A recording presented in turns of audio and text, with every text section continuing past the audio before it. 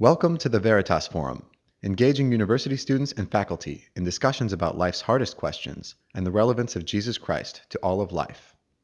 For more information about the Veritas Forum, including additional recordings and a calendar of upcoming events, please visit our website at www.veritas.org.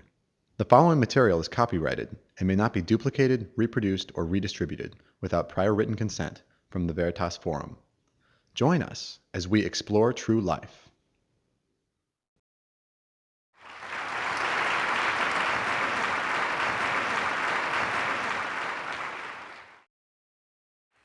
Thank you very much. It's a pleasure to be here this afternoon, and my plan is to talk for a while and then we'll have a discussion. And so if you have questions as I go along, please don't forget them, and we'll come to them.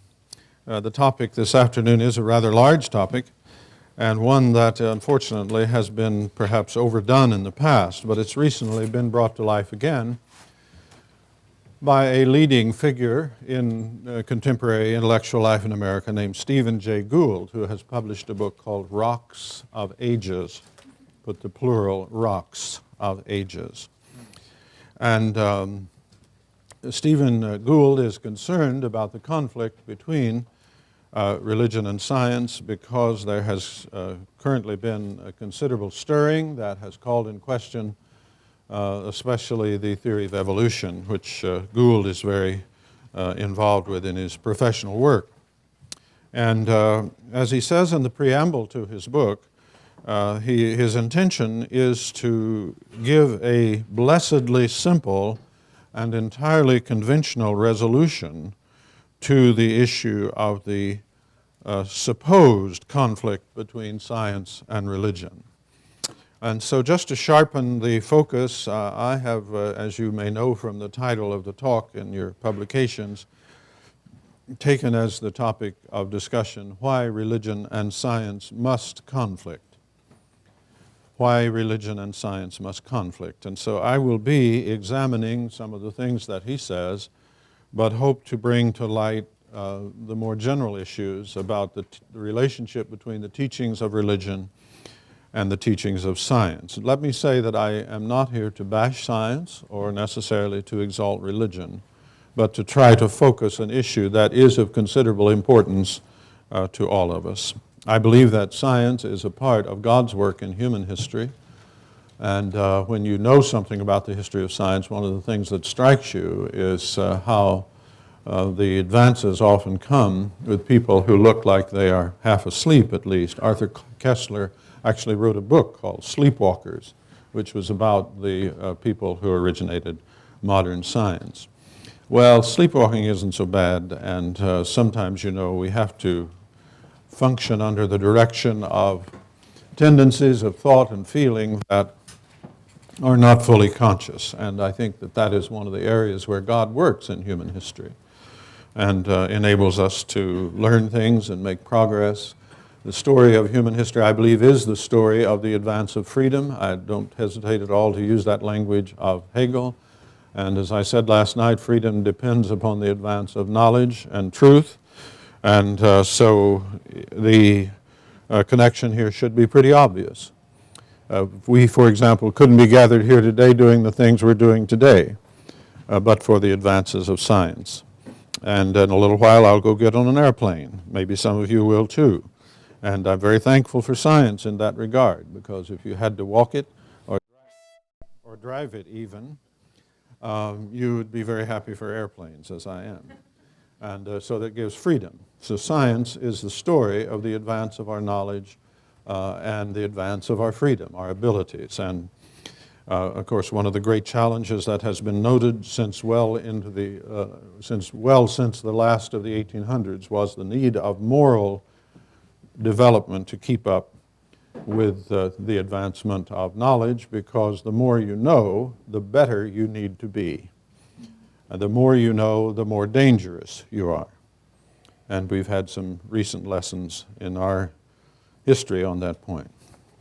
So let me go to the question, why religion and science must conflict, and let me begin by just giving you the simple statement.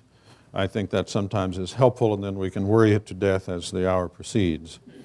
But the short answer is that science and religion deal with the same thing, human life.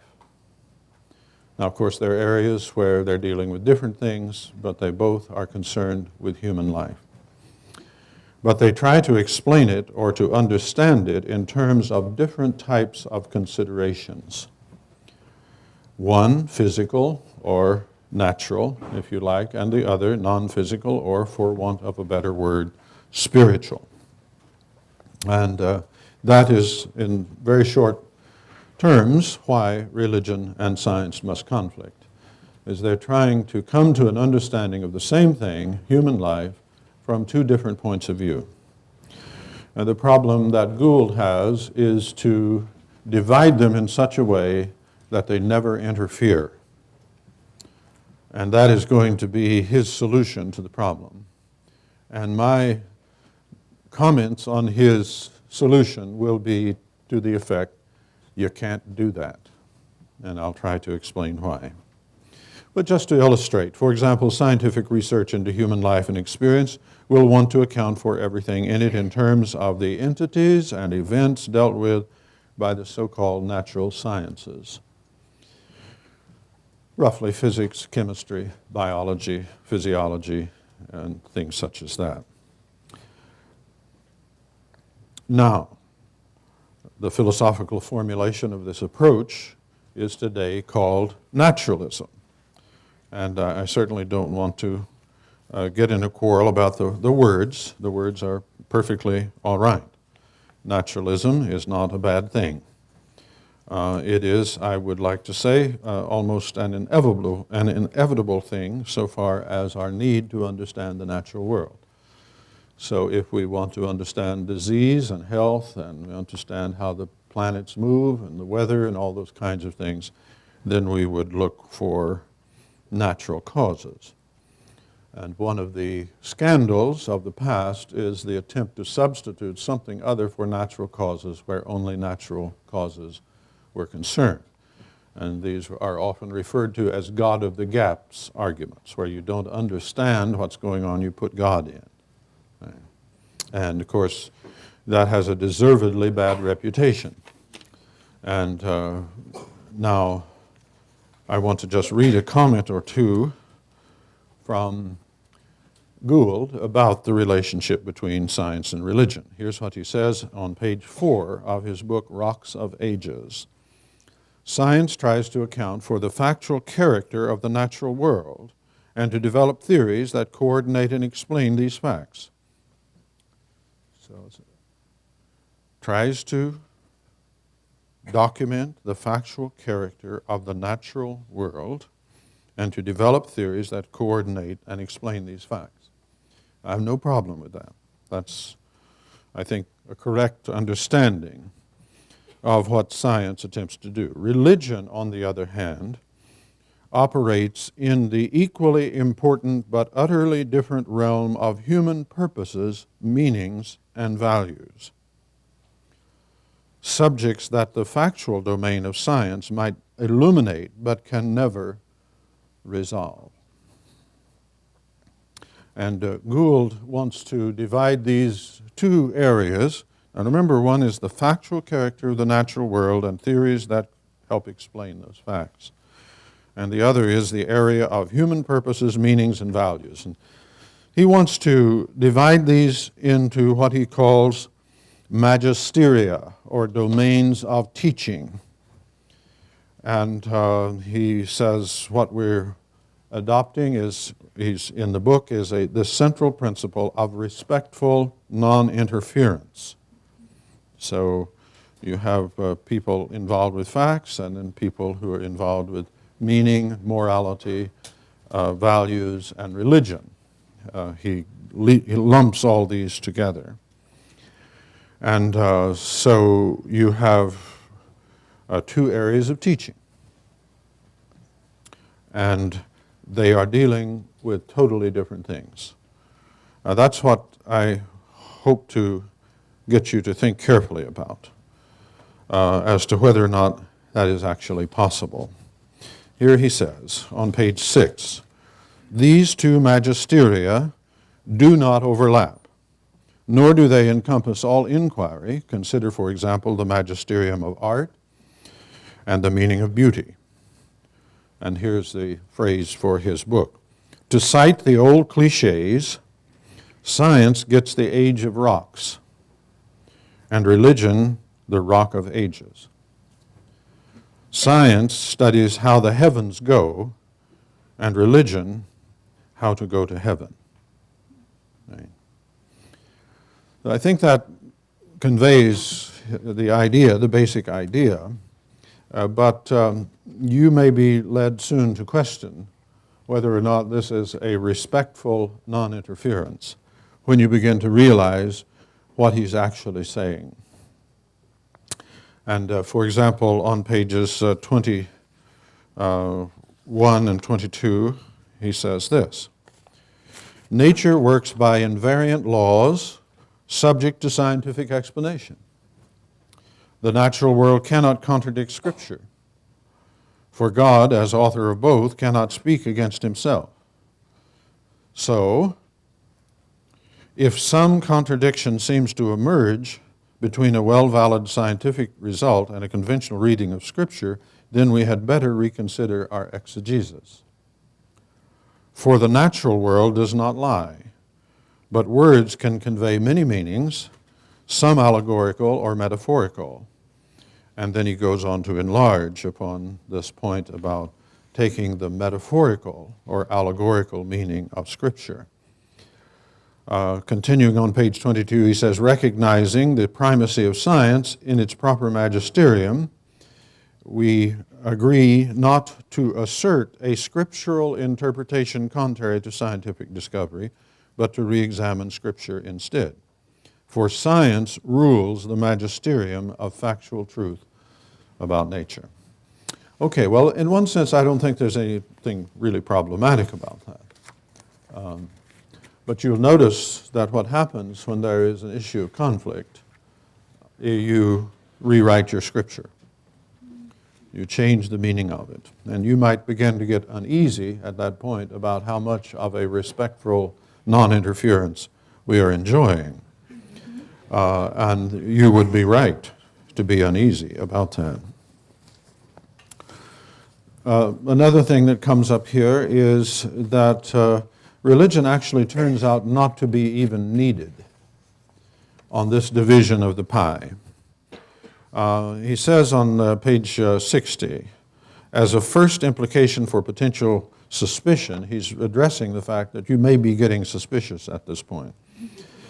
He says, as a first implication, I have stated that while every person must formulate a moral theory under the magisterium of ethics and meaning, and while religion anchors this magisterium in most cultural traditions, and here's the operative terms, the chosen pathway of ethics and meaning need not invoke religion at all, but may ground moral discourse in other disciplines.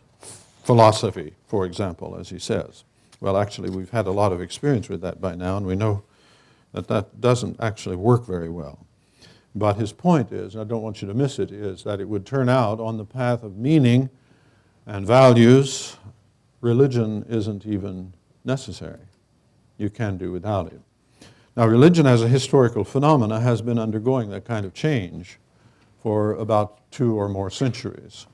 The philosopher Spinoza, in his Tractatus Philosophico Politicus, I guess it is, or Religio Politicus, is the first one to really begin to suggest a way of simply dropping religion as traditionally understood and pursuing meaning on the basis of philosophical thought.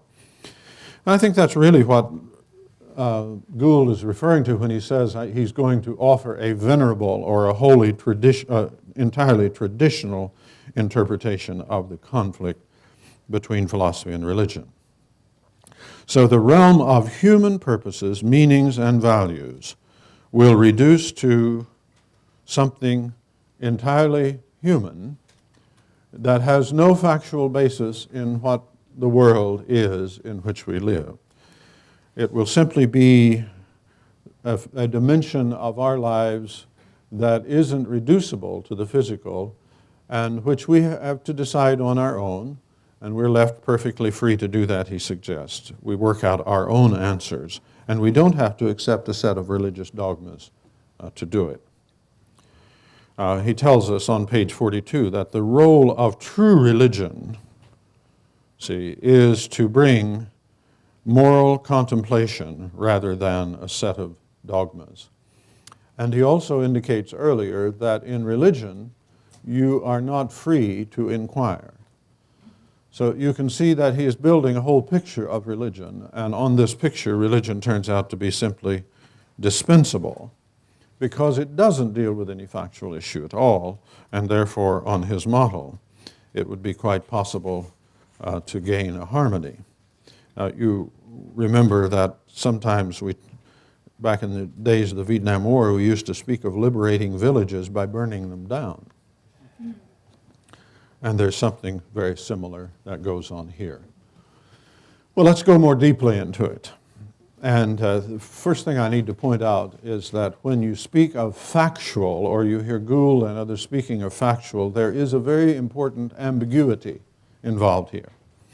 And let's just think of it like this, that in one of the senses of factual, it refers to the sense-perceptible world and its theoretical presuppositions. This is basically what Gould said was the magisterium of science. It's the sense-perceptible, please emphasize sense-perceptible world and its theoretical presuppositions. So that would include things like particles, subparticle physics, all the way down to strings or quarks or whatever's down there.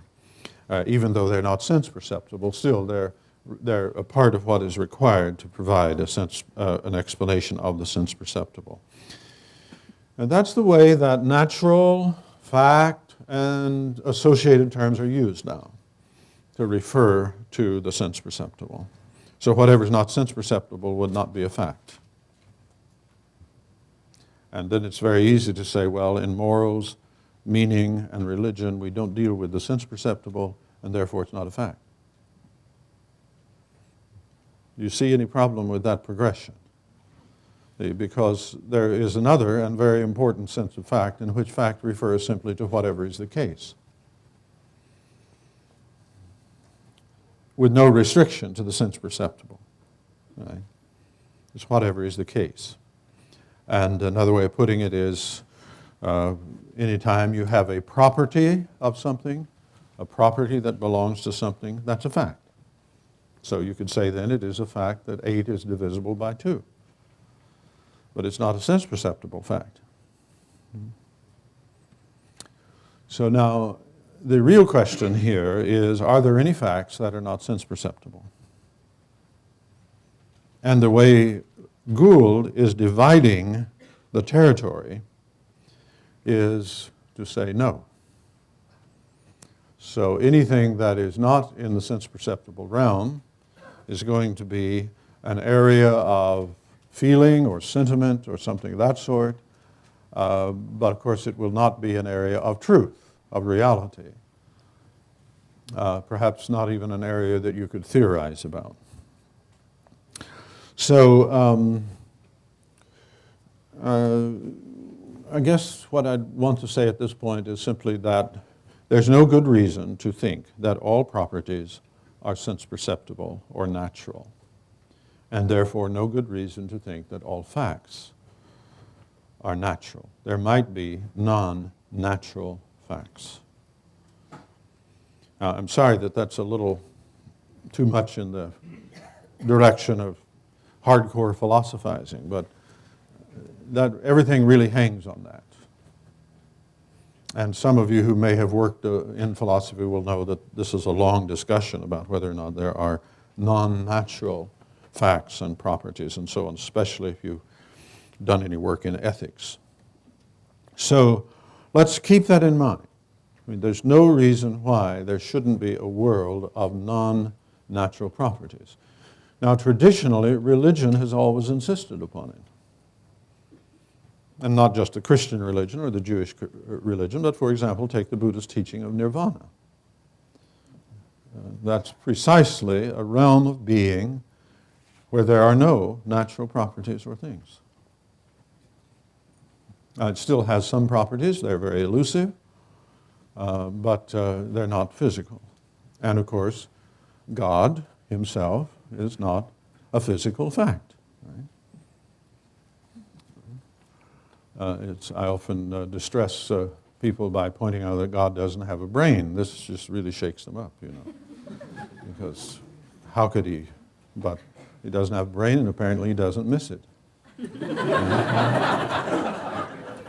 Now, I'm always tempted at this point to say that's why everything is a no-brainer for him, but that's so terrible that I just can hardly bring myself to say it. But see, religion is committed to the reality of the spiritual world. Right? And it is also committed, even with relatively tame religions metaphysically, such as Buddhism, it's also committed to there being some form of interaction between the world which is not physical, not natural in the sense that we're using it here, and the natural world. I hope you see that the way Gould is trying to resolve the conflict between religion and science is to invite religion to give all of that up. And then there's no quarrel. Right? So now when he says science tries to document the factual character of the natural world and to develop theories that coordinate and explain these facts, see, he's using fact in the sense, the first sense, of the sense-perceptible world and its theoretical presuppositions. Now let me say right off, I think that is exactly the right thing to say about science. I'll read it again. Science tries to document the factual character of the natural world and to develop theories that coordinate and explain these facts. And I think that is exactly right. And I think that is exactly why religion and science has to conflict. Because religion deals with that same world and tries to explain why it exists and, in some measure, why things happen in it in the way they do. Now, of course, that leaves all kinds of room for natural science and encourages us to pursue inquiry and to come to understand as best we can natural things in terms of natural events, and that's what the scientist should do. When you formulate a chemistry equation, you don't put in God acts here, or now I pray, or something of that sort. See, that's not what you do. You may pray, and God may act in some way, but that's not what you're looking for when you're trying to understand chemical processes. So I agree entirely with this view of science. I think it is absolutely right, though I don't agree with the penumbra of philosophical views that surround it, that Gould and others put around it. And that philosophical penumbra includes most essentially the assumption that there are no facts other than natural facts. And as they use the term fact, that statement is definitionally true. I acknowledge that. There are no facts other than natural facts. If you mean by facts natural facts, then of course that's obviously true. But of course, if that's all you mean, then that doesn't get you what you want and need, which is a reason for believing that there are no facts other than natural facts. It just gives you the way you're choosing to use the term. And now, once we've established that, then we can go ahead and raise the question, are there any facts other than non-natural facts? So Gould is actually rather ambiguous about what he wants to say on this point, because sometimes he talks as if there were no other kinds of facts, and then at other points he talks as if he were agnostic about whether or not there are those kinds of facts. And in some of these passages, especially where he's discussing, and there's a lovely book in discussing stories, giving stories about historical figures, and in his discussion of Darwin and T.H. Huxley's loss of their children and how it affected them, it's at that point that he backs up and uses the language of agnosticism. Agnosticism is a different position, because the agnosticism would allow that there might be some conflict and just say we don't understand it. And that's why I think really his position isn't an agnostic position, but rather a position to the effect that there are no other kinds of facts than natural facts. And that fits best with his overall thesis of the book. Of course, as far as agnosticism is concerned, you would have to say that if non-natural facts had a function, then we couldn't know what they are. And in one sense, I suppose that leaves us at the same place. Well,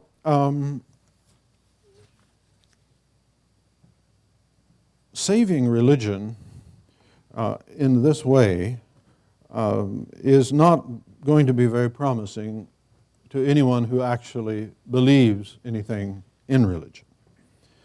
Those who believe nothing factual has a part to play in religion are in a position to agree with Gould. They can say, yes, this is the way to do it. We just concede that all the factual questions belong to science, and what we do in religion has nothing to do with fact. On the other hand, those who believe that their religion actually makes truth claims about the world, among other things, and God's relationship to it, are going to feel like they have been cheated.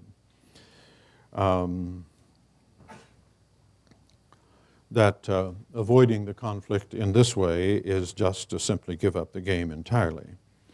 So they're not going to feel good about that. And the times when Gould talks about insight into moral truth, for example, or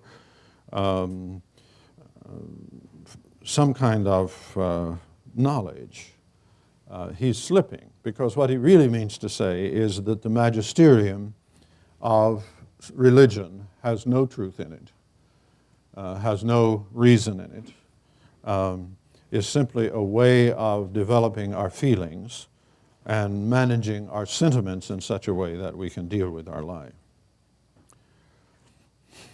Now, the view I'm taking is simply that it might be a good heuristic rule to say in science we don't look for supernatural or non-natural explanations. A heuristic rule, a rule of thumb, or a procedural rule, it might be that one could reasonably propose that, and that would be a different kind of view. That would be to limit the extent of the claims we are prepared to make, but not a claim about two radically different realms of being.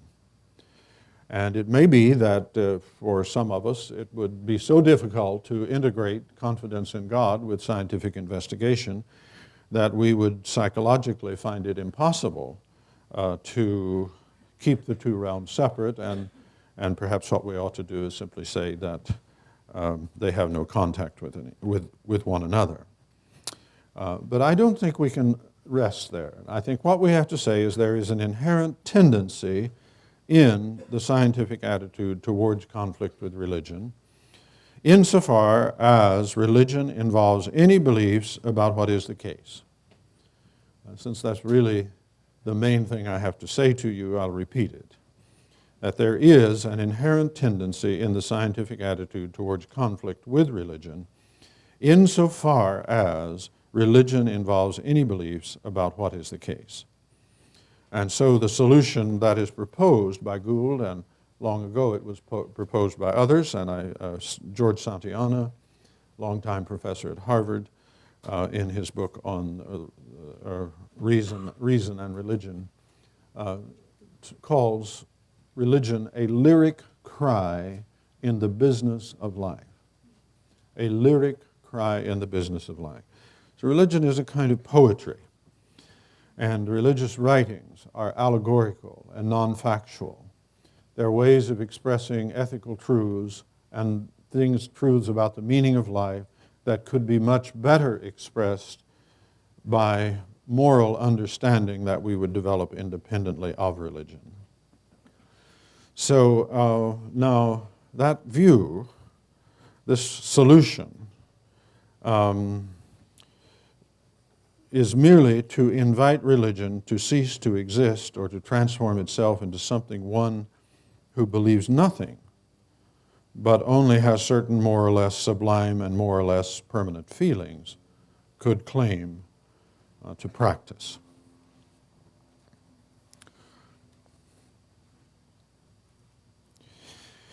Well, now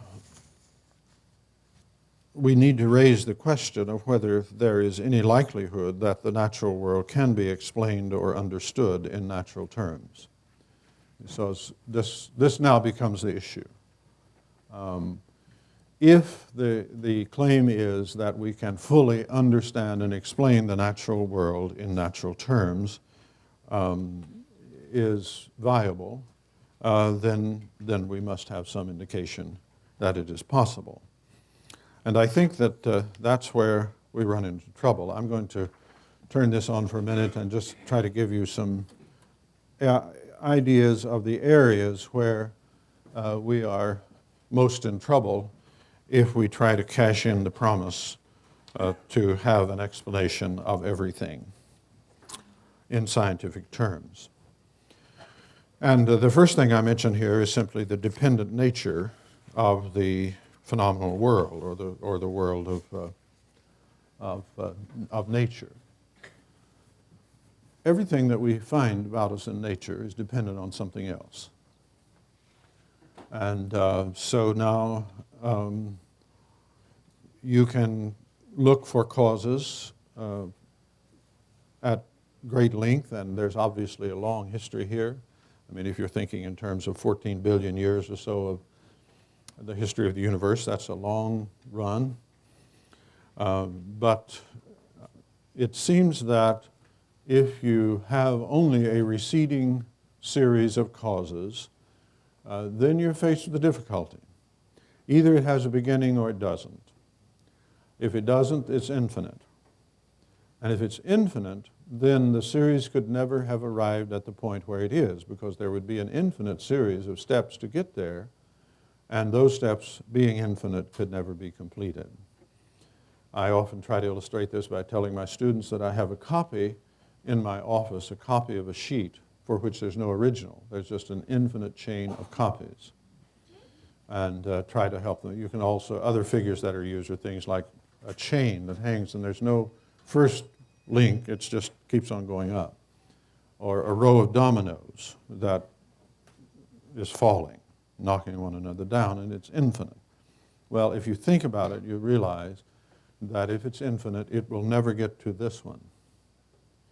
On the other hand, if it does get to this one, it's finite, and a series which is finite in one direction is also finite in the other.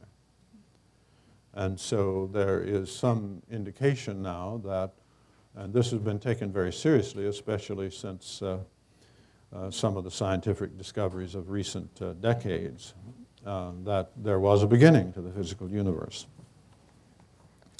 And Hawkins and others have tried to elaborate this further, but there's a very stubborn kind of fact here, and that is the dependent nature of the physical universe and the need for something underpinning it that is not dependent on something else. Now, that may not look exactly like God, but what it does is it opens up the universe to a range of possibilities for descriptions and introduces religious ideas as a way of treating that problem. And it doesn't get you all the way to God, but it certainly makes a big difference in this issue of scientific explanation. Can you explain everything in terms of natural causes and the laws there? Well, actually not.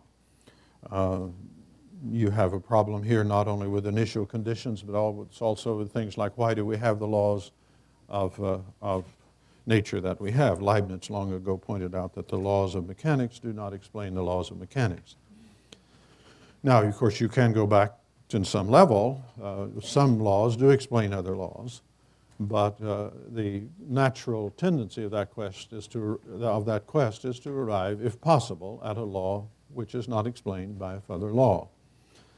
And so it may be that we can explain some of the forces of nature in terms of others, but eventually we come to one And that one is one which is not explained in terms of something else. That's, if you got a unified theory, then you'd have to stand before it in mute amazement at best, because that would be the end of the explanation. And there would be no explanation within nature of why those laws hold.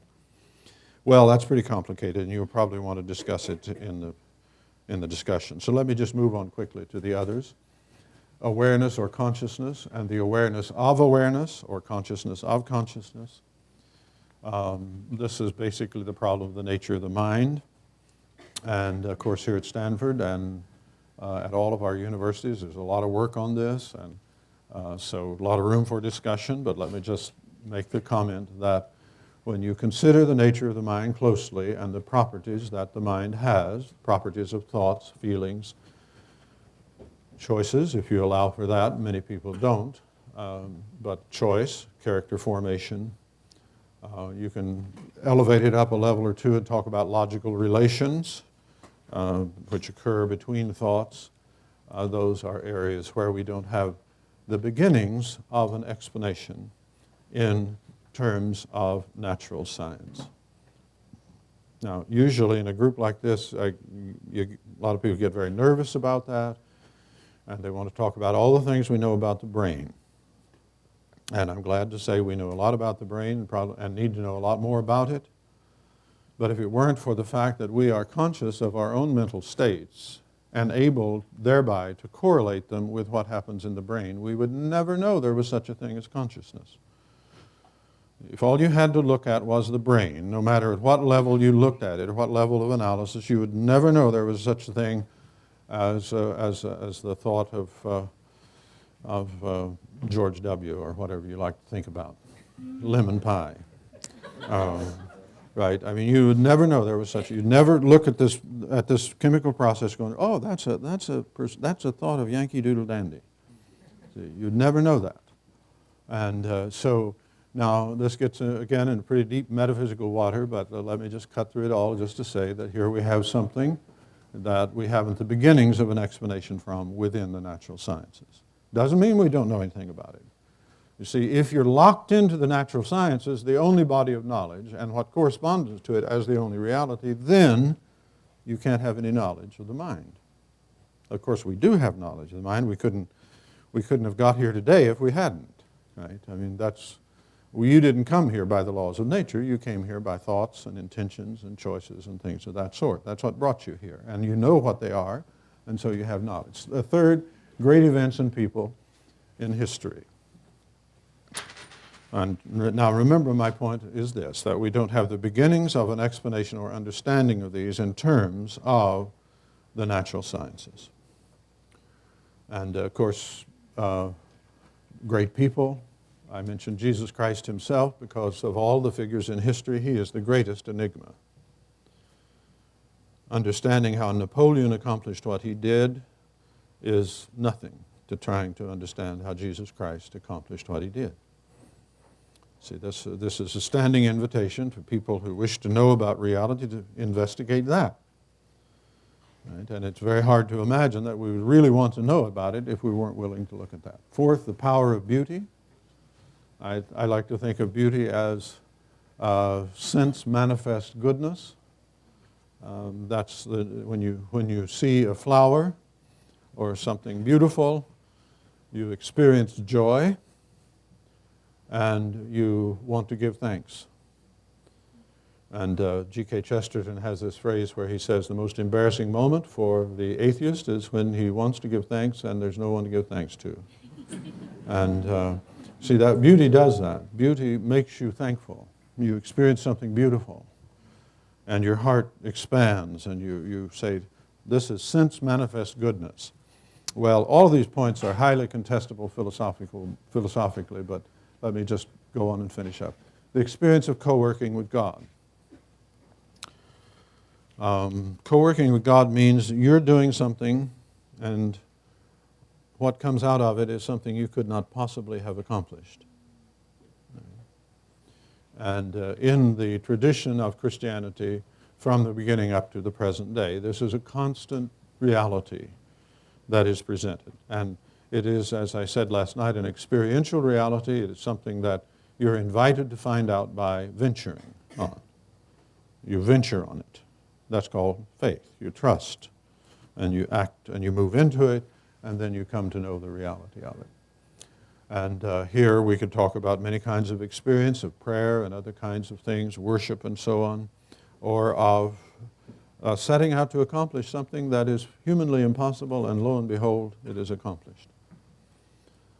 And of course, there are always the details to work through, the questions of whether or not it's actually happening, and there's absolutely nothing wrong with, and it's all right for the religious person to exercise the free spirit of inquiry. And this is one of the things that Gould obviously had picked up from misdescriptions of the religious attitude, because part of what he goes over in the early chapters of his book is doubting Thomas, and how doubting Thomas was supposedly mistaking the magisterium in which he was operating in when he said, unless I put my hand in his side and in the prints in his hand, I will not believe. And Gould rather scolds Brother Thomas about that and suggests that he was confused as to which magisterium he was in. He was actually trying to operate in the magisterium of science when he was in the magisterium of religion. You see, religion is not opposed to free inquiry. Not at all. Ask any question.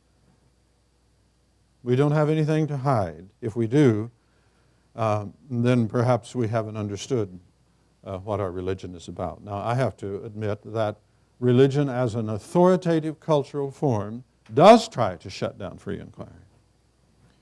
But, you know, when we're thinking about religions worldwide, we must remember not to assign the results of raw humanity to religion as such. What happens is religion gets taken over by the human side, and because it is such an incredibly powerful force, it is dragooned into serving sometimes very awful ends. Well, now the things I'm talking about here are not new, and they're not settled, and I'm not trying to suggest that they are. But for example, throughout the last 3 centuries, there have been repeated attempts to bring this out. Now the names are often not known, but for example, there was a very famous mathematician and philosopher named Dubois-Reymond back in the 1870s, who published a series of very helpful papers on the limitations of what we could ever hope to understand, merely by operating within that magisterium, as Gould calls it, of natural facts and theories designed to rationalize them. David Hume makes a wonderful statement that about how we should be careful in trying to give ultimate explanations of things.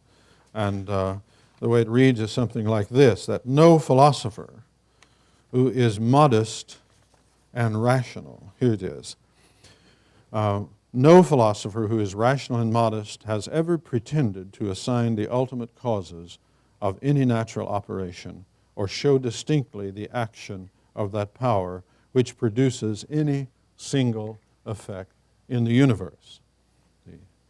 No philosopher who is rational and modest, well, you don't meet a lot of those on the road.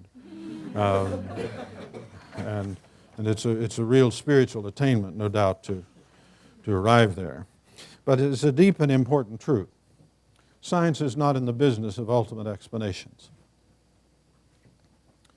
That's not what it does. It works on specific things, it advances theories, it refines them as far as possible, but it never makes a claim about everything. And for example, the basic claim that only natural facts exist, you will never find in a science book. You'll never find it in a science book. I often challenge people to find one accredited, peer-reviewed textbook in any science that offers an ontological conclusion. You won't find it. And that's the good sense of the scientists who do the peer reviewing and determine what gets used and what doesn't in scientific teaching. There's no reason why it should make such a claim. So, for example, when you read an equation like E equals mc squared, you have to understand the universe of discourse in which that operates. That's not a statement about all energy. That's a statement about all matter. It doesn't say that all energy is related to matter. It says that all matter is related to energy in a certain way. And see, that meets our needs as human beings because we have the matter and we need the energy. If it's no more than we need to build a fire in the stove to keep ourselves warm. Right. Science simply does not make these total claims. And there's a great difference between religious teaching and scientific teaching because religion precisely does try to make all-inclusive claims. It does not make them fundamentally at the level of theory, but it tells stories. And stories are designed to give completeness. Isn't that true of every story you ever heard? It begins with once upon a time long ago and far away, right? And then at the other end it says, and they lived happily ever afterwards, right? So you see you have a beginning, an end, and a middle. And really in science you never have that. And the attempts of many well-known people such as Gould or Dawkins or Hawkins or others to try to give total theories always winds up with mathematical fictions, pleasing images of one sort or another, but something short of what they're intending. So now let's just say one more thing here because what we have coming down the road now in our culture is spirituality. And spirituality is going to get us all. And the reason for this is because we have such desperate needs for spirituality. But it's going to be a spirituality that has no restrictions in terms of truth and reason. And it's going to be a spirituality that says all spiritualities are equal because they do not deal in the realm of fact. And there's so many things here. I think you probably read these things in the papers. But issues, just precisely what Gould is talking about, issues of purpose and meaning, of values, of self-worth. That's a primary spiritual issue now. All of these are spiritual values. We have people getting excited about this now in the academy. You may have read or read of the statement that came out in the New York Times a few days ago from David Scott, who has stated, and he had been a high-level administrator at the University of Massachusetts, I believe it was, and he's stating that we have ghettoized religion in the academy and that we need to bring it back. We have to have a spiritual dimension to the campus. And you know, I believe that's right. But which one is it going to be? You see, what I want you to realize as I close here today is simply that the recommendation that Gould is making is, among other things, designed to allow us to say that in the realm of spirituality, anything goes. That spirituality is good because it meets a deep human need. And there's no question to be asked about spirituality of what. And the reason that he can do that, and the reason you will increasingly see this on campus, is precisely because the area of religion, of morals, of spirituality, of meaning and purpose has been cut loose from reality and is left to run on its own.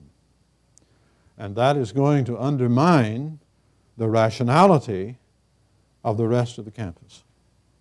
Because eventually, you see, the university enterprise is a moral enterprise.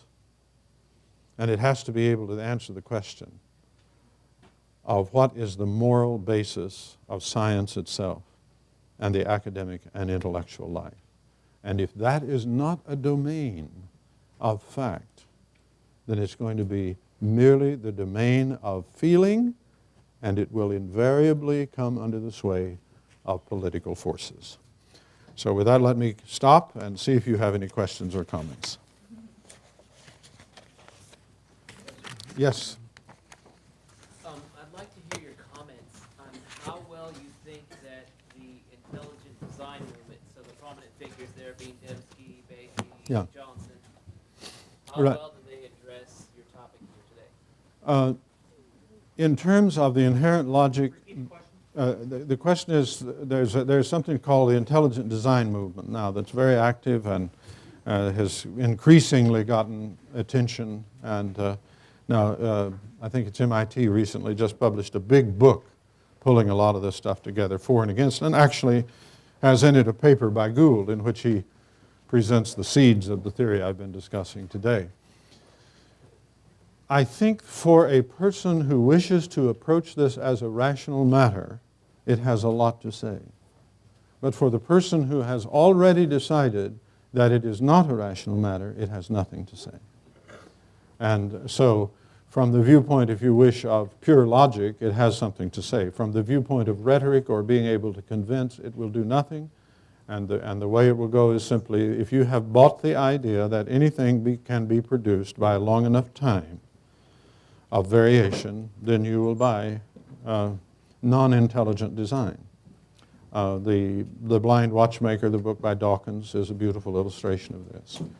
See, no matter how much you refine the design that is there, and there are a lot of people that are doing this, and they have a lot to say. It's fascinating to say it. Hugh Ross's operation just put out a paper talking about how Jupiter or Saturn I had drifted into its orbit, and if it had not, there wouldn't have been any possibility of life. That's very striking, and I'm sure it's right. But see, a person who has already bought the thesis that talk of a designer is merely meaningless stuff will not be moved by it. So where we have to fight the battle is a little lower down on the pole, and it's precisely with this issue of whether or not there can be or are facts that are not sense-perceptible natural facts. That's where we have to fight the battle. And if you can gain that, then there's really not a problem with a designer, I think. It becomes quite reasonable to expect to believe that if you have not already bought the agnostic or meaningless thesis that Gould is actually pushing. Got a follow-up question. Let's see, we need the microphone on here to get it on tape as Right. well. Regarding his question, Darwin's theory can account for the survival of the fittest. Right. But critics often said it never accounted for the arrival of the fittest. Oh, no, it's true. And that, Yes, very in good. essence, Darwinists call upon random chance more or less as a god of the gaps. One might say they've discovered Einstein's dice, and we're dealing with the Right. god of craps. Yes. Well, I mean, there's so many things. What value does that have scientifically if it has no... So many points here to make. One is chance never explains anything. Chance isn't something. Right. Chance is a way of our talking about things we don't understand. Like, so for example, games of chance. You go play roulette. I hope you don't, but maybe you do. Go play roulette. It isn't a game of chance. Where that marble turns up is rigorously determined by the laws of physics. There's no chance there at all. We don't know where it's going to turn up, so we call it a game of chance and waste our money on it. Chance doesn't explain anything. Here's another thing to understand. By the mere logic of the case, evolution cannot explain creation, which is your point, I think. Arrival, right? And here's why. See, if you know what evolution is, you know that it presupposes organisms or something, entities, with a method of propagation in an environment which will select from that progeny of whatever kind. Now, it's people are trying to extend it to clays that propagate themselves and so on. But leave that aside. Evolution always requires an environment. It can't work without that. Therefore, it cannot account for creation. That is, the origination or arrival of things. It simply can't do it. Now, Darwin never tried to get it to do that. Darwin was concerned with a very specific issue, and when he speaks of, many people don't know that the origin of the species is not a discussion of where did species come from. It's a discussion of where the present species came from, or perhaps a few of the past ones. But it isn't a discussion of where do species come from, right? He never discusses that question. He presupposes the existence of species and then says, now where did the present one come from? How they get from there to here, right? But that's perfectly decent. But see, what happens is there is a need, a hunger to reach out and explain everything. We need that as human beings. Things have to make sense. And if you have set aside a God who is capable of self-existence and producing a world, then you're going to talk about, as I often hear, I hear people talking about, well, you know, the universe just evolved out of nothing. Nothing evolves out of nothing. Right? You have to have something before evolution can happen. And that is why biological evolution, by the way, is really irrelevant to the argument from design. If life had never originated and everything was in place, you would still have order to explain. And so it's unfortunate that the argument got associated by Paley and others with things like eyes and so on, because it would apply even if all there were atoms and galaxies and so on. Okay. I did have a question, actually. I was just making a comment about that. But Okay. May I ask a question? It's related to Gould. Regarding the origin of virtually all the major animal body plans in the Cambrian explosion, Gould has stated that the Burgess Shale teaches us that for the history of basic anatomical designs, almost everything happened in the geological moment just before, and almost nothing in the more than 500 million years since. Mm-hmm. And in this context, he stated, to know the reasons for infrequent change, one must understand the ordinary rules of stability. He said, stasis is data. Mm-hmm. Well, if the goal of science is to explain things naturalistically without recourse to God, it could explain stasis, it could explain stability, it could explain why things do not gradually change from one form to another on the basis of purely natural processes. Would you make a comment about a theory of conservation or a theory of macrostasis, and could that be within the realm of legitimate natural science? An anti-evolutionary It can be if it can be subsumed under higher laws. See, that's what we all start way back from little regularities, and we want to know why that, and we find a higher law and a more inclusive law, and we look for more and more inclusive laws. So if stasis can be subsumed under some higher law, then right, we could do that. But uniformitarianism, you know, never was able to establish itself as a kind of an ultimate law. It was simply an assumption that we used to try to understand the process from there to here as best we could. And so now the discovery of these cataclysmic changes raises a problem with what is happening. And people, I'm sure there's somebody who will come up with something. Like natural selection that might eliminate useless incipient stages or something like that? Yes, could. Could do it. Okay. Of course, you see, natural selection was always opposed to artificial selection, but that was intelligent design. Farmers who grew plants and animals and selected for which genes would get passed on. Right? So it's just a question of trying to figure out what the mechanism of selection is. And then wrinkles like, why would it advance so rapidly at one point and not another? And, you know, I would certainly look for a natural explanation of that if I were me. But on the other hand, I wouldn't be caught in a position of saying it is absolutely impossible that God intervened at this point to cause things to happen. See, that can be, as C.S. Lewis says in his essay on Hume and miracles, simply, well, look, you know, what happens with miracles is just a matter of a higher process taking over. And this happens at low-level events. You say iron can't float, and then you find if you shape it just right, it can float. Right? Well, that's not a miracle. That's a higher law. And what Lewis tries to do is present intervention, if you wish, on that same model. And that is an open possibility unless you have made an all-inclusive statement that there just isn't anything else to do that. And then if you make that, then you have to say where you got that. Over here, I believe, and then... Yes. Does Gould attempt to resolve the dilemma that he creates with his dichotomy between the knowable and the unknowable? Francis Schaeffer, I think, used to argue that those who postulate that type of a universe can't ultimately live in it because ultimately they're called to make moral decisions and make moral statements. No, that's right. Gould doesn't try to resolve it. He glories in the asceticism of it, in that he was raised in a certain religious tradition, though of course it's been set aside, that he really does respect and love music and other wonderful things, and including that is the mystery of choice and all those kinds of things. That's not a resolution. Schaeffer's point still stands. You see, Schaeffer's point was precisely that if you made this dichotomy, you abandoned rationality.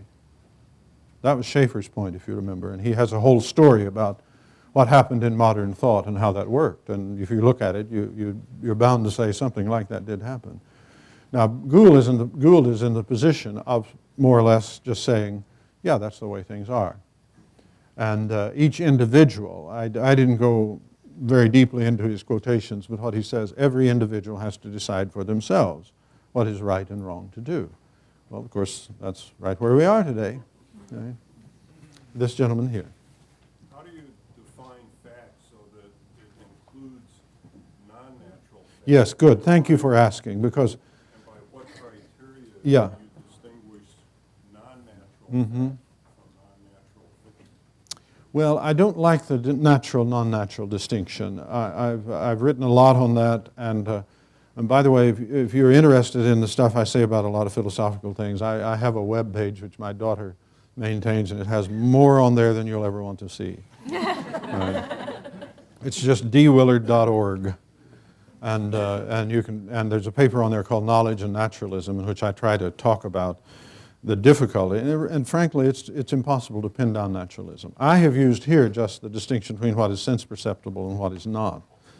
And I've included what may be theoretically required to explain that, because of course most of what we now pack into matter isn't sense perceptible at all. Very little to nothing of it is now. Certainly once you get down to subparticle physics, none of it is. So now here's, see, I think this is the most important point that I have to say to you. What is a fact? A fact is simply a matter of a property belonging to something. Now what is a property? Well, it's a respect in which things may differ or resemble. Now I've stated that in a way where it doesn't beg any question. It doesn't close up. It might be that naturalism were true. Perhaps all of the properties are natural properties, and by that I would just mean sense perceptible, or something presupposed in that. So a fact is a matter of a property belonging to something, and that lays the foundation for truth. A belief is true if what it is about is as that belief holds it to be. If I believe there's gas in my tank, then it's true if there's gas in my tank.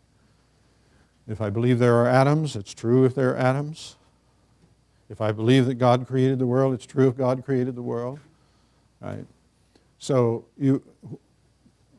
one of the keys in philosophy is do your general ontology in a way that doesn't beg any important questions. Right? And that's really important. And it's very hard to do. Right? And as far as my areas of teaching is concerned, I teach more in ontology or metaphysics than any other area, because I think that's crucial, and this is, your question falls in that area. So I would just say that a fact is a matter of a property belonging to something, or a relation belonging to something. And then what's the difference between natural and non-natural? Well, insofar as I would make one, I would say use sense perception as a criterion. So for example, I know that I'm seeing you now. Now my seeing of you now exists, but it's not sense perceptible. You're sense perceptible, but not my seeing of you. Right? My seeing you is a property of my mind. Right? It goes into that. The direction on you is a property of the seeing. I see you clearly. That's a property of the seeing. I see you fuzzily. Right? That's a property of the seeing. Now, to all of these things, there are no doubt some correlations in my brain, but they're not the same. And one of the interesting things that has emerged in recent years in research is it appears that our experiences do a great deal to shape our brain, and not just the other way around. So there's an interaction there.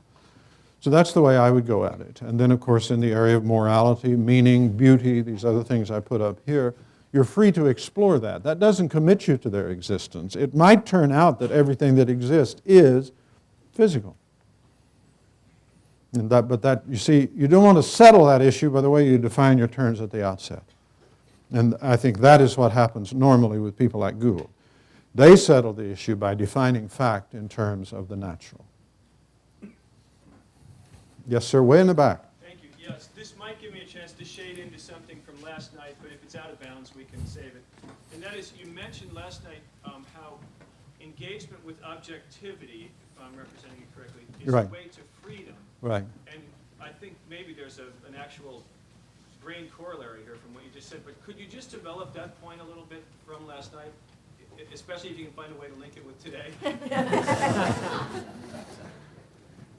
Well, I do think that the mind itself is capable of grasping stuff that isn't a part of it, and that its capacity to do that is foundational for the growth of the self and the will, because the self and the will only grow by incorporating others.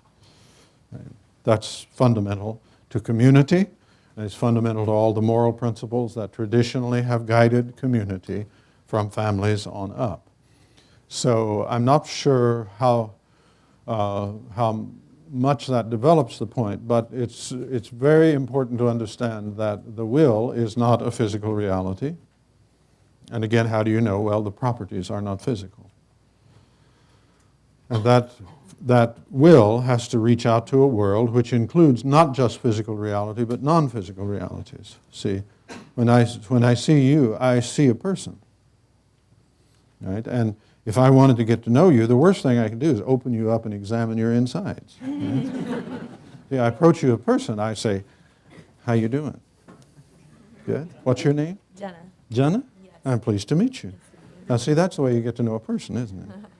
You reach out in that way, and then your will, and in this case, another will over here, which is not just my imagination, that's real. And there's a wonderful Jewish writer named Levinas who has so much to say about this currently that I would encourage you to have a look at his writings. There's a book called Totality and Infinity, which is a wonderful exploration precisely of this capacity to reach out to an objective world, and how an objective world calls to us and as persons is already within us in the form of other persons that have been a part of our upbringing. But now again, let me just say, you see, all of this is a matter of properties and properties belonging to things and so on, and that's what I think we have to be most careful about in addressing someone like Gould. Because what Gould is really saying is, you have the area of facts and reality, and then you have this other area, and we're going to reconcile religion and science by letting religion have nothing. So thank you, Mr. Gould. I'll decline that offer. Right? And I say, let's be serious about this and explore the question as to what reality there is to religion, morality, and meaningfulness, values, purpose, and all of that, without just saying it's more fluff that has no place in reality. This gentleman here? Yes. Have you made any comment on the spiritual implications of the erasure of history? I said just about 3 words about that last night when I commented that the individual will, taken in the Nietzschean sense, abandons community. And history is always communal, and community is always historical. See, when you find an absence of community, you will find a broken history. And that is what happens over and over, especially in a world where there's a lot of change. We are essentially time-bound creatures that carry a past within us. And if we disown that past, we impoverish ourselves. And that is perhaps one way of formulating Alistair McIntyre's critique of modern ethical thought, is how it has disowned, through Nietzschean influences, how it has disowned its past. See, that's inherent in modernism. Modernism is a word that derives from mode or style or now. And nowism is a good translation of modernism. And nowism breaks the historical connection and dissolves the community and leaves the individual floundering within themselves. Follow up. Yes. I specifically came here today because I was told you hadn't made enough of a monster of Nietzsche. I think Nietzsche should be treated kindly. Nietzsche is a pathetic figure raised in a very devout Christian home. By the time he was 4, he read the Bible with such pathos that his family wept. And that his family wept by the time he was 4 years old. And he grew up in that atmosphere and fundamentally went into the institutions surrounding him, including the university, and found so much disappointment in the quality of life that was there that he soured and devoted the rest of his life to tearing down and really had nothing to build up. And he threw slogans out like Übermensch and so on. I didn't say anything about that last night because I really think it's not going to help us very much. I mean, we have to understand that here is a man who was captured by the thought and the culture of his time, turned in on it, and really did not originate much on his own. He was more a symbol than he was an originator. Almost everything he has to say is borrowed from someone else. And so I don't think he was a monster. I think he was a very sad human being. This gentleman here. Yeah, play off the phrase you used of wanting to leave nothing for religion. Yeah. How do you talk to people, how do you respond to people who actually want to leave nothing to science, or who want religion to have Well, that's what Gould is afraid of. Right? And he's justified in that. Because currently, in many parts of our academic and larger culture, there are serious attacks on science. And it isn't just from right-wing conservatives or evangelical Christians. Postmodernism is a term that, in the minds of many people, stands for the rejection of science. And the operant terms here are Auschwitz and Hiroshima. You say, oh, you want to see what science, or the other terms like rainforest, and so on. And so there is a very serious issue here. And I am on Gould's side as far as that goes. Because as I said at the outset, I think the primary work of God in human history is science. And so this is a very serious and important matter. But unfortunately, Gould doesn't seem to know where his friends are on that. And in particular, the idea that science is based on an order in creation by a rational God. See, right now he's too worried about people who are questioning evolution, and particularly the intelligent design people, and so he's out here trying to box with them. And I don't think he really knows where the enemy is. Gentlemen. Yeah, I had a question just in terms of trying to understand the title and the thesis sort of sound like there's a necessary conflict between religion and Yes. science.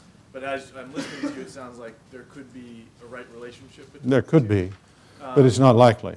But okay, in that right relationship, is there still a necessary conflict? I guess I'm asking, is there something in which there always would have to butt heads? That I didn't There wouldn't be a conflict if scientists were capable of pressing their legitimate drive to explain natural events in natural terms.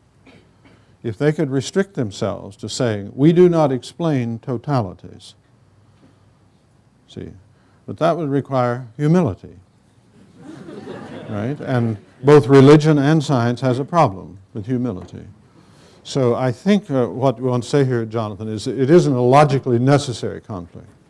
But psychologically, I would have to say it is inevitable, given that human beings are like they are. This lady right here. Will you elaborate on why you think a religious person must be committed to the existence of non-natural facts in order to avoid religion being mere feeling or to avoid falling into pluralism?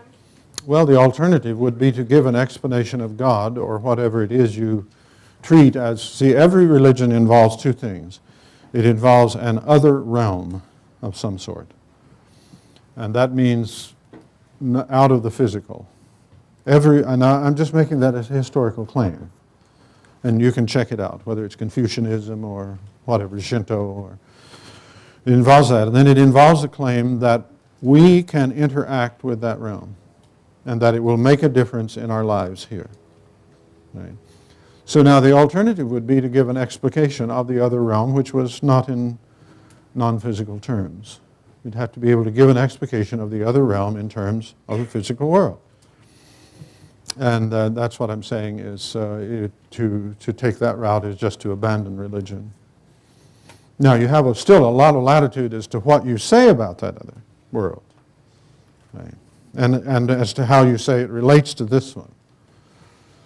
See, one of the things that Gould more or less idolizes in his book is the standard treatment of deism. And many people that in the period he likes to refer to, many people were Christians and deists. And their thesis was, well, there is a God, he just has nothing to do with the natural world. And he tells the little story that's so often told about how a piece of mechanism that requires constant tending is not as good as one which can run without its maker, as if that were the only consideration. You know, but he's trying to tell a different story here, one that's more friendly to his view, where God exists, but as far as what's going on now, it makes no difference, because God never intervenes. So then that would raise questions like, what do you make of prayer? What do you make of spiritual exercises such as meditation and so on? Does that contact another realm? Does that other realm then have an effect on you? Or is it just mood adjustment, which you might do at the cocktail hour or something of that sort? So that's the real question as to what would the alternative be? How would you describe this other realm if you had to do it in physical terms?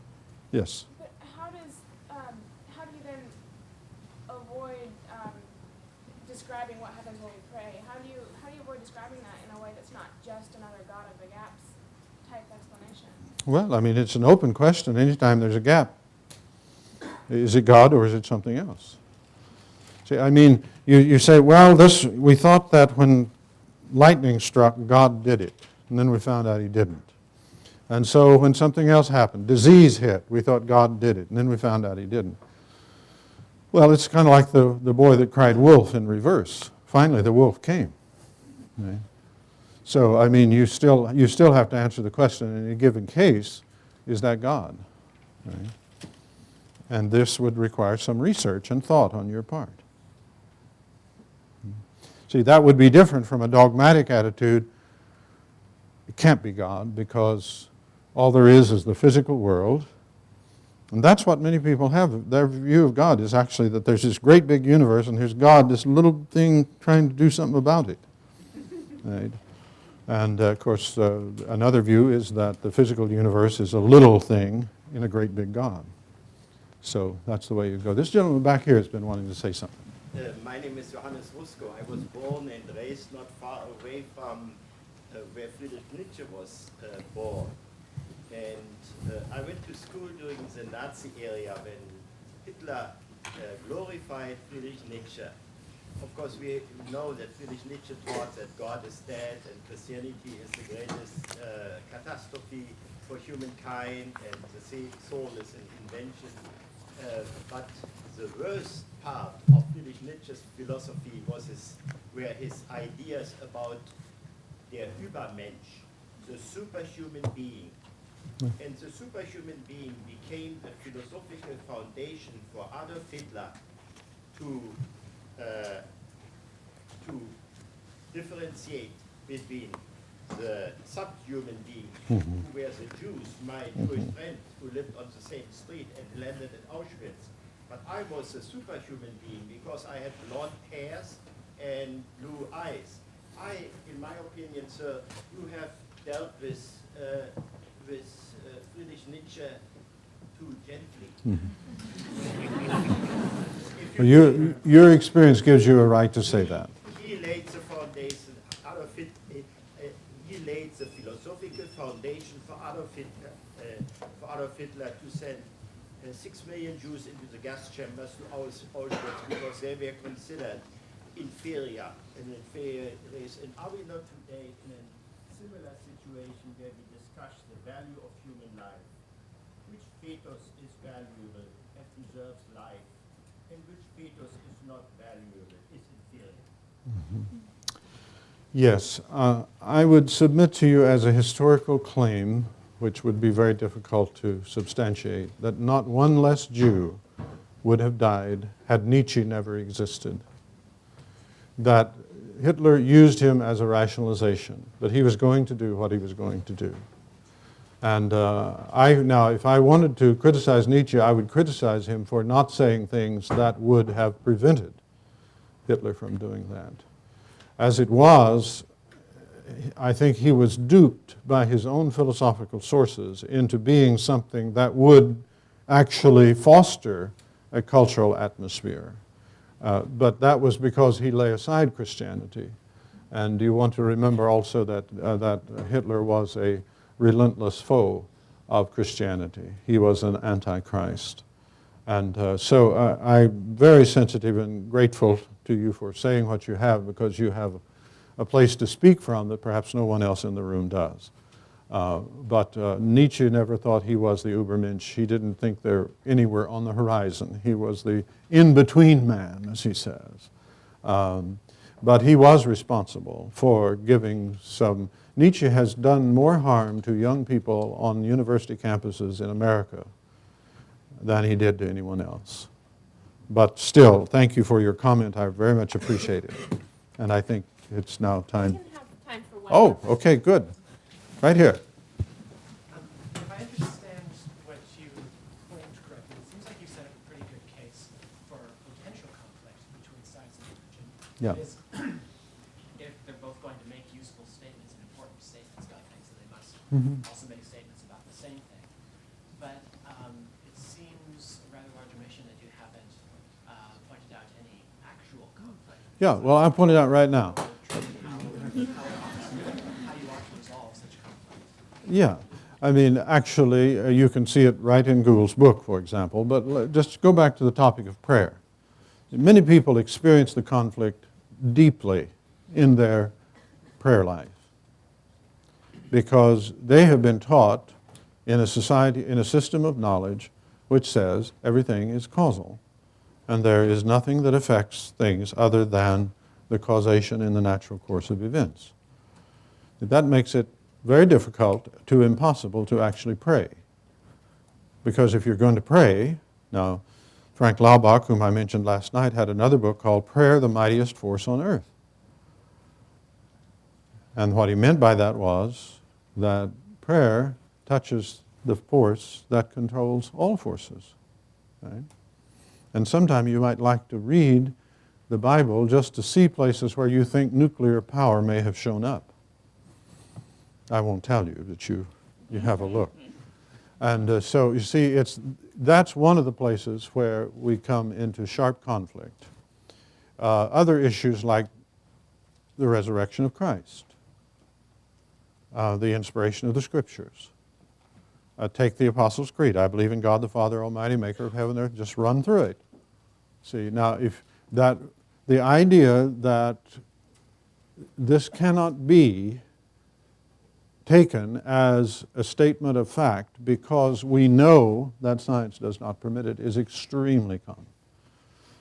See, I had one of my colleagues at USC in the religion department was talking with a young man. The young man said to him, well, you know, I believe in the resurrection of Christ. And the man said, well, but that's contrary to the laws of physics. That's the conflict. Now, I don't know which law of physics it's contrary to. Right? And if you take a larger view, you might say that's like saying it's contrary to the laws of physics to float in water, for iron to float in water. No, it isn't contrary to the laws of physics. It depends on how they're applied. If you hollow the iron out enough, it'll float. Right? So it's a question of what laws come into play. But see, many people have this idea, no, this couldn't have happened because it's contrary to the laws of physics. And certainly if it did happen, you can't explain it within the laws of physics as we know them. But then if E equals mc squared perhaps says something more than just a comment about the energy that is available in matter, then there are all sorts of possibilities that open up. There you have to stay out of the God of the gaps thing. Again, if you're a scientist, you don't look for a miracle in the process, you look for the natural process. But that's where the humility comes in, you see. And we have to be prepared to not go for total explanations. And religion has that same problem. You know, the bishop that said to Galileo, I don't need to look through your telescope. I already know that there are no moons around Jupiter. See, that's arrogance in the other direction. So we have to stay out of that. One more? One more. Okay. We're going to give you the last word. Actually, it's a follow-up of sorts, and it relates to the last question. If there's conflict between religion and science over the resurrection, I certainly feel that myself. Mm-hmm. And if that's to be resolved by those who believe in the resurrection, saying that a higher law trumps a lower law, then we get back to by what criteria do you recognize this Yes. so-called higher law? Right. Exactly right. Factual. Sure. And when you look at a lot of beliefs which are promoted Mm-hmm. as higher law or supernatural, for example, the existence of witches Mm-hmm. and the burning of witches, Mm-hmm. you need to have some sort of criteria Yes. by which you can say, or with some Right. probability, this is factual or something Mm-hmm. true. And then beyond that, there's a question of, even if it is true, then how do you resolve that the lower law says it can't happen? So, Well, the lower law will say it can't happen within the range of considerations that that law covers. If there isn't something more than just the natural processes of decomposition going on, there isn't going to be any resurrection. well, I didn't really want to take away from the question of the criteria. How do you? Yeah, okay, well, go back to your witches. And now here, just logical consistency in interpretation of Scripture. For example, look at the Scripture that says witches should be burned. Consider everything else it says. Disobedient children should be stoned. All kinds of other things. Now, if you believe that, then you would do all of these things. So if you don't believe it, that means you're being selective, and probably you're being driven, as these people certainly were, by irrational fears and tendencies, and they gave in to them. So, I mean, there's no substitute for just careful thinking about things. And in most cases, then criteria will emerge. Mob psychology is notorious for overwhelming rationality, and those are things we need to respect. We should know that, because we've seen a lot of it in the scriptures that we cite as somehow normative for how we think and feel. I think actually just a good reading of the scriptures would have saved us from most of the things that are now rightly embarrassing in the past of Christian culture. I don't think there is a simple answer. Generally speaking, criteria emerge from working the data. They emerge from the subject matter. Method must conform to the subject matter. And in this case, you have to inquire into the meanings of words, how things may be taken, logical relations, and also into what else may be moving people who are caught up in it. Same thing would be true in the evolution debate today. See, we have to be careful, watch our thinking, respect the laws of logic, respect truth, not be stampeded into things. And unfortunately, Christians are not notorious for that. You know? But see, that's where humanity takes over. One of Nietzsche's phrases, you know, menschliche, also menschliche, human, all too human. And that's where most of our problems come from. Well, thank you.